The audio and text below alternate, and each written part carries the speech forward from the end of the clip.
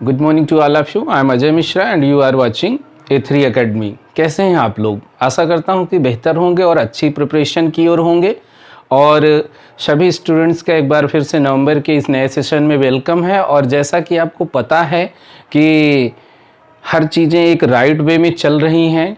Account की class हो, economics की भी कुछ क्लासें मिल रही हैं आपको, हिंदी ग्रामर भी मिल रहा है, और यहाँ पे इंग्लिश का भी क्या है, 10 लेसन वर्कबुक एंड 10 लेसन आपका टेक्स्ट बुक हो गया है। तो हम 10 के बाद, जैसा एज यू नो कि 18 lessons are there in text book and workbook, आपके दोनों में टेक्स्ट बुक और वर्कबुक में 18 लेसन है। तो यहाँ पे आज करेंगे पहले एक टेक्स्ट बुक को। टेक्स्ट बुक और वर्कबुक जो हैं, यदि वो जल्दी से कवर हो जाएंगी तो फिर हम राइटिंग स्किल ग्रामर को ज़्यादा अच्छे से कवर कर पाएंगे और फिर इसको रिवीजन की ओर लेके चलेंगे। लेकिन उससे पहले हम ये आप सभी से ये कहना चाहते हैं कि जो भी बच्चे नए हैं या जो पुराने बच्चे हैं, सभी लोग आप एक काम करें कि अपना जो प्रिपरेशन है वो कंटिन्यू रखें। यदि मैं पूछ रहा हूँ नहीं, लेकिन आपको अपने से ही पर डे क्या है, 1 घंटे आपको देना है और इंग्लिश के लिए, और वहाँ पे क्वेश्चन आंसर करके आपको अपने से देखना है कि क्या सही है। एक बार आप लर्न करिए, दोबारा आप उसको क्वेश्चन को लिखिए और देखिए कि यदि आपसे डक्स फेयरबेल का आंसर बन रहा है, स्ट्रक्चर ऑफ ब्रेन का बन रहा है, तो समझ लीजिए कि आपकी प्रिपरेशन अच्छी है। हालांकि अभी स्ट्रक्चर ऑफ ब्रेन तक नहीं पहुँच पाएंगे, अभी आप शुरुआत से फर्स्ट लेसन से बिगिन करिए और जहाँ तक 10 लेसन तक हुआ है। आज बात करेंगे अपन 11th लेसन की, जो कि टेक्स्ट बुक का है। तो सबसे पहले टेक्स्ट बुक में लेसन 11, ठीक है। The rightful inheritors of the earth, the rightful inheritors of the अर्थ, ठीक है। इनहेरिटर्स ऑफ द अर्थ, तो इसका क्या होता है, राइटफुल माने होता है सच्चे, इनहेरिटर्स का मतलब होता है उत्तराधिकारी, ऑफ द अर्थ माने पृथ्वी के, तो इसका अर्थ हो जाएगा पृथ्वी के सच्चे उत्तराधिकारी।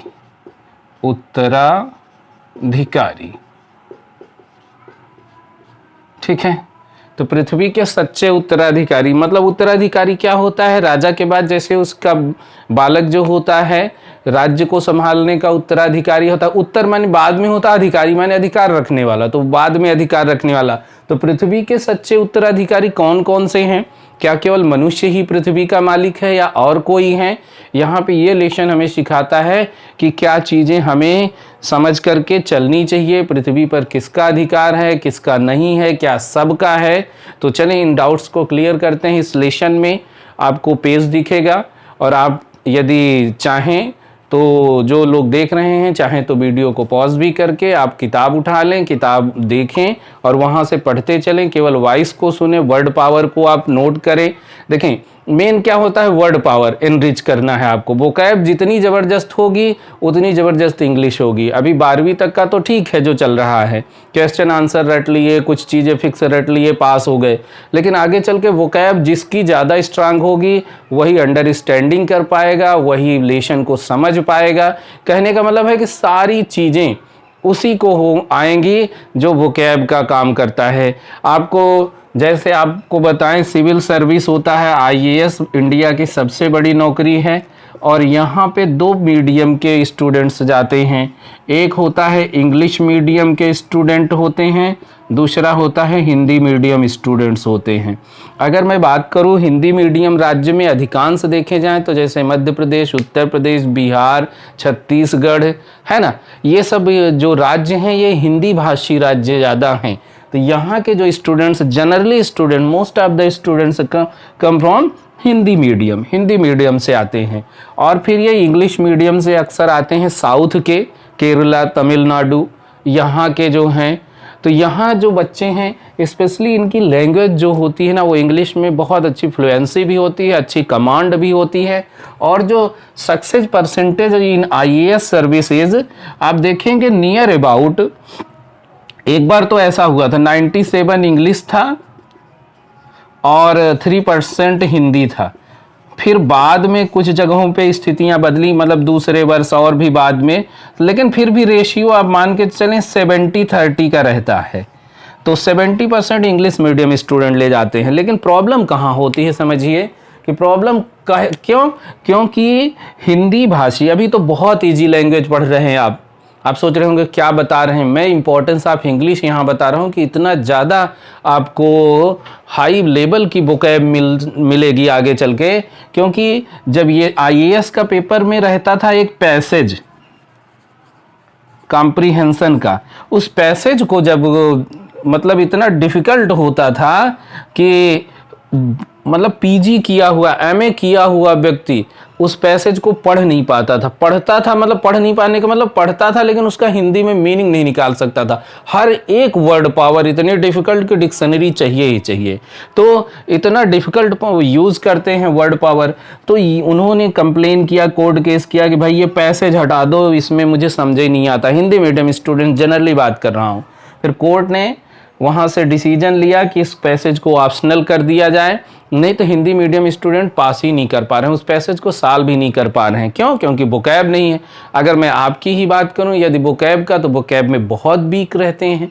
स्पेशली मैं किसी एक स्टूडेंट्स को नहीं कर रहा हूँ, specially most of the students की बात कर रहा हूँ कि यहाँ पे लेशन का जो पैटर्न चलता है वो थोड़ा सा इस तरह से वीक होते हैं, क्योंकि वो वोकैब नहीं पकड़ते हैं, वो वोकैब छोड़ते हैं, केवल उसका हिंदी में अर्थ रटते हैं। शुरू में गुरुजी ने क्या किया, एप्लीकेशन ये बता दिया, लेटर ये बता दिया, वंडर ऑफ साइंस बता दिया, हम पास होते चले गए। पास तो हो जाएंगे, लेकिन उस पास होने का कोई बहुत मतलब नहीं निकलेगा। उस पास होने का मतलब तब है जब आपकी नौकरी लग जाए। तो मेरा ये मानना है, मेरा कहना है कि आप बहुत मेहनत करें, जिससे आपकी जॉब भी आगे बहुत आसानी से फर्स्ट अटेम्प्ट में ही कंपटीशन को निकाल लें। चलें, ये तो प्रवचन की बातें रहीं, ज्ञान की बातें।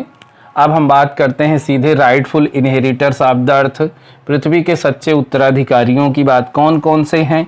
यहाँ पे देखिएगा कि सच्चे उत्तराधिकारी कौन हैं, पैसेज में हम पढ़ेंगे। पैसेज अब आपके सामने पेज रहेगा, उसी में देखें लिखा है द लेसन 11 टेक्स्ट बुक का है, पेज नंबर 93 पे है। The rightful inheritors of the earth, पृथ्वी के सच्चे उत्तराधिकारी। हु आर पेट्स, पेट माने क्या होता है, पालतू, डोमेस्टिक, है ना।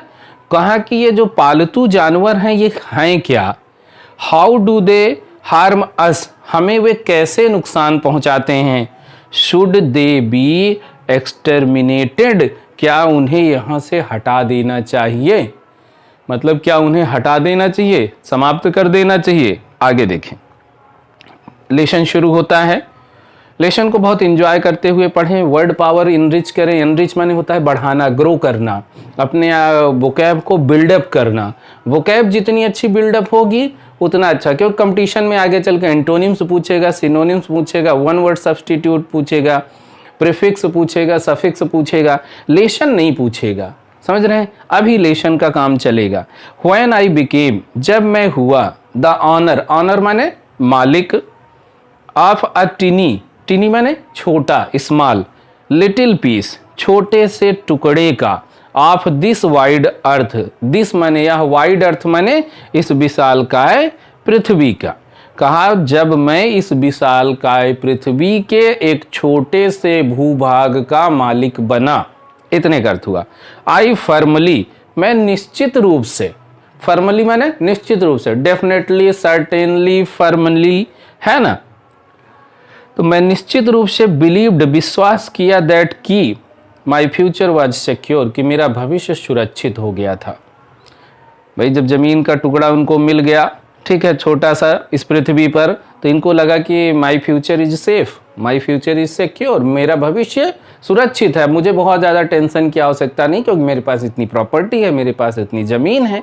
आगे, इट वॉज, यह था, अ 2 एकड़, एक 2 एकड़ का प्लॉट, प्लॉट माने भूखंड, प्लॉट माने होता है जमीन का छोटा सा टुकड़ा, plot, with coconut palms, coconut palms माने नारियल के पेड़, एंड एन ओल्ड हाउस, और एक पुराना घर था, दैट कुड बी, जिसे कराया जाना था, रिनोवेटेड। रिनोवेशन का काम होता है घर में, आपके यहाँ भी रिनोवेशन होगा, दीपावली आती है तो रिनोवेशन चलता ही है, मरम्मत होता है, रंगाई पुताई कलरिंग, है ना, तो वो रिनोवेशन है, ठीक है। तो दैट कुड बी रिनोवेटेड, जिसे कि पुनः निर्मित किया जाना था, थोड़ा बहुत सुधार मरम्मत करके फिर से अच्छे से बनाया जाना था। तो जब मैं इस विशालकाय पृथ्वी पर एक छोटे से भूभाग का मालिक बना, तब मैं निश्चित रूप से विश्वास किया कि मेरा भविष्य सुरक्षित था। यह 2 एकड़ का नारियल से लदे या नारियलों के पेड़ का एक प्लाट था, जिसमें एक पुराना घर था जिसकी मरम्मत कराया जाना आवश्यक था। सेकंड स्टेंजा की उसके पैसेज की बात करें, those were the days when the prices of coconuts was spiralling.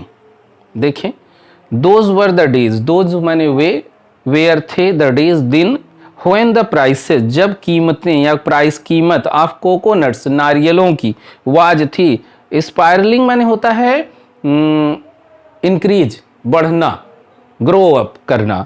कहा जब यह वे दिन थे जब नारियल की कीमतें बढ़ रही थी। आगे, आई सेवर्ड, मैंने स्वाद लिया, सेवर्ड माने होता है टेस्टेड, स्वाद लेना, द थॉट्स विचारों का, ऑफ द पाम्स उन नारियलों का, लेडन जो लदे हुए थे, विद कोकोनट्स नारियलों से। कहा मैंने उन नारियलों से लदे हुए नारियल के पेड़ों के विचारों का स्वाद लिया। इसका मतलब बैठे बैठे मैं बड़ा आनंद से सोचता रहा कि बहुत ज़्यादा नारियल लदा हुआ है पेड़ों पर, ठीक है, उसका एंजॉय किया। आगे, it was a happy existence, it was यह था, हैप्पी माने प्रसन्न चित्त, एग्जिस्टेंस माने अस्तित्व होना या अवस्था।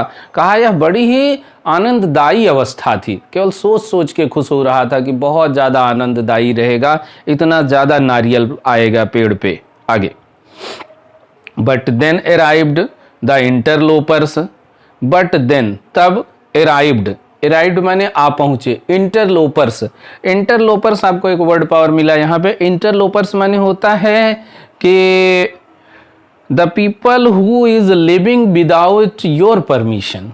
कहा कि ऐसा व्यक्ति जो आपके जमीन में, आपके घर में बिना अनुमति के रह रहा है, दैट इज इंटरलोपर्स। कहने का मतलब बिना अनुमति के प्रवेश करने वाला व्यक्ति, इंटरलोपर्स। फिर आगे लिखा है ट्रेसपासिंग, है ना, यहाँ पे ट्रेसपासिंग।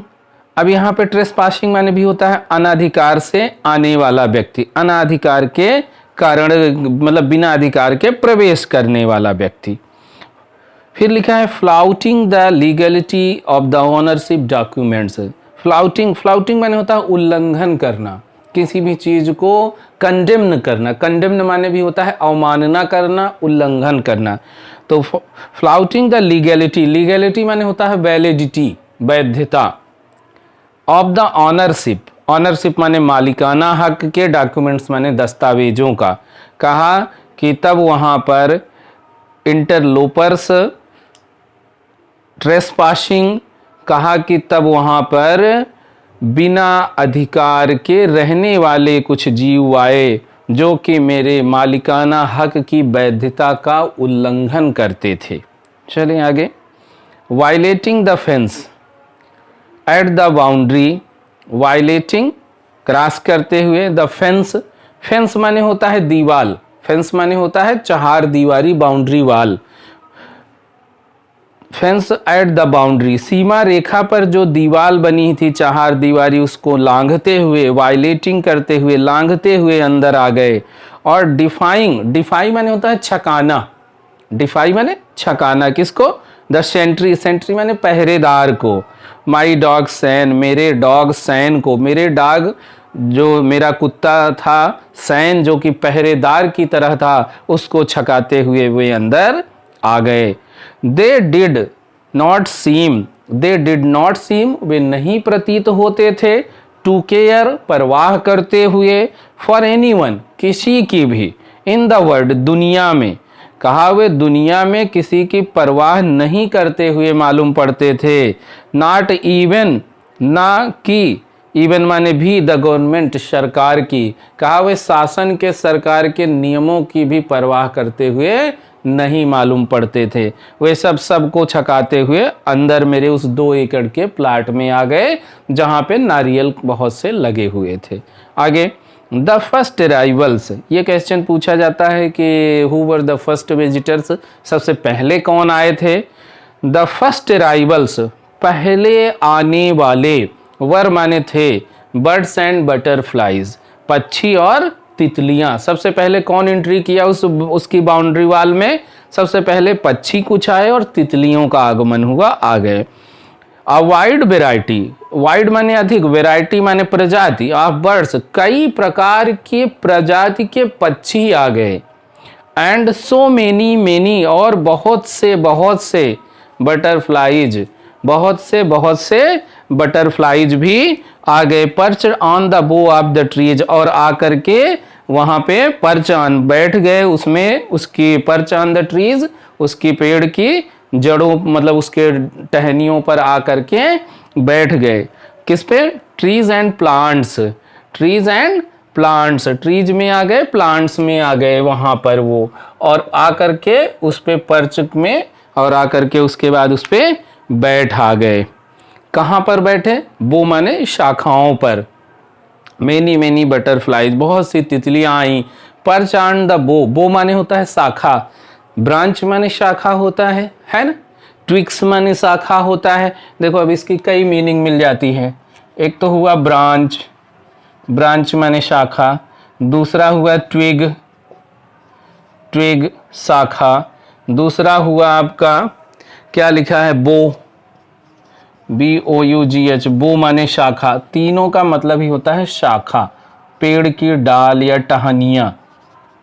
हाँ, इसमें भी क्या है, जो मोटी डाल होती है उसके लिए ब्रांच और बो यूज होता है, और जो पतली टहनियाँ होती हैं, बहुत पतली पतली डाल, उसके लिए क्या होता है, ट्विग यूज होता है। चलिए आगे, एंड प्लांट्स, पौधों की कहा, और वे पौधों और पेड़ों की टहनियों में आकर के क्या है कि बैठ गए। द बर्ड्स चर्प्ड, चर्प माने होता है चहचहाना, और पक्षी चहचहाने लगे। द बटरफ्लाइज फ्लटर्ड, और तितलियां फड़फड़ाने लगी। अराउंड माने चारों ओर। इन द कोर्ट यार्ड, आंगन में। फ्लैशिंग, चमक रही थी। दियर कलर्स, उनके रंग। इन द सनलाइट, सूर्य के प्रकाश में। कहा तितलियां सूर्य के प्रकाश में अपने रंगों को चमकाते हुए, या उनके रंग चमक रहे थे और वे उड़ रही थी। आगे देखें, we could not shoo off, हम नहीं कर सके। कुड नॉट माने नहीं कर सके, शू ऑफ। अच्छा, कुड से याद आया कि इस वीडियो के जैसा ही ये लेसन कंप्लीट करते हैं तो मॉडल्स करते हैं। मॉडल का 1 या 2 ही वीडियो में पूरा कवर हो जाएगा, और उस लेवल का मॉडल्स करेंगे जिसमें कि 12th लेवल तो रहेगा ही, थोड़ा सा कुछ और अच्छा लेवल देंगे। 10th में आपने मॉडल्स पढ़े ही हैं, can, could, may, might, must, है ना, इतना ही था। कैन था, कुड था, मे, माइट और मस्ट, ये 5 ही 10वीं में पढ़ा है आपने। फिर यहाँ पे क्या करेंगे, can, could, may, might, must के अलावा will, would, shall, should, ought, need, dare, जितने 13 हैं 13 पूरे मॉडल्स पढ़ेंगे अपन, और उनका एक अच्छे लेवल पे पढ़ेंगे, जिससे कि यहाँ तो कवर होगा, कंपटीशन भी कवर होगा। चलिए आगे देखें, we could not shoo off, हम नहीं भगा सके। शू ऑफ माने होता है भगाना। द चर्पिंग बर्ड्स, चहचहाती हुई चिड़ियों को। एंड द बटरफ्लाइज, और तितलियों को। बट, परंतु। देन केम द क्रोज, परंतु तभी क्रोज, कौवे भी आ गए। दियर रॉकस काविंग, दियर उनकी, राकस माने होता है कठोर, कर्कश, उनकी जो कर्कश काविंग थी, काँव काँव करना था, वाज था, मोर इनसफरेबल, बहुत ज़्यादा, मोर माने अधिक, इनसफरेबल माने असहनीय, उनका जो काँव काँव करना था ये बहुत ही असहनीय था। Then the racket of other birds, then the racket, racket मतलब एक तो खेलने वाला रैकेट होता है वो, इस यहाँ पे रैकेट का मतलब है नॉइज। कहा कि then the racket of other birds, अन्य पक्षियों के शोरगुल की अपेक्षा ये ज़्यादा इनका आवाज़ कर्कश थी। बिसाइड्स, अच्छा, ये इतना तो ये काँव काँव करते ही थे, जो थे कर्कश आवाज़ थी, कौवे की आवाज़ आपने सुना ही है। तो बिसाइड्स, लेकिन इसके अलावा वो क्या करते थे? बिसाइड्स। अच्छा, बिसाइड और बिसाइड्स दो वर्ड हैं। एक है आपका बिसाइड, BESIDE, और एक होता है बिसाइड्स। देखो, बिसाइड माने होता है बाई द साइड, इसका मतलब होता है बगल, वो मेरे बगल बैठी है। She is sitting beside me, besides नहीं कहेंगे, she is sitting beside me, वो मेरे बगल बैठी हुई है। फिर बिसाइड्स, बिसाइड्स का मतलब होता है के अलावा, एक्सेप्ट्स, एक्सेप्ट, के अलावा। तो जैसे मैं कहूँ I went Mumbai besides Delhi, मैं दिल्ली के अलावा मुंबई भी गया, ठीक है, या के बजाय। तो बिसाइड्स का मतलब हो जाएगा के बजाय या के अलावा, और यहाँ पे बिसाइड का मतलब हो जाएगा बाय द साइड, ठीक है।